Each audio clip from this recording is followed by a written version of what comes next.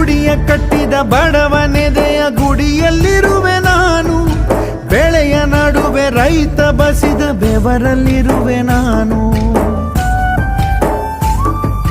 ಕೆಲಸ ನಿನದೆ ಫಲವು ನಿನದೆ ಛಲದ ಒಡೆಯ ನೀನು, ಇದನ್ನು ಮರೆತು ನನಗೆ ನಮಿಸಿ ಶ್ರಮವ ಪಡುವೆ ನೀನು. ಬಿಡು ಮತಗಳ ಜಗಳ, ಇದೇ ಕೆಲಸವು ಬಹಳ, ನನ್ನ ಒಲಿಸಲು ಮರುಳ, ಇರೋ ಮಾರ್ಗವು ಸರಳ.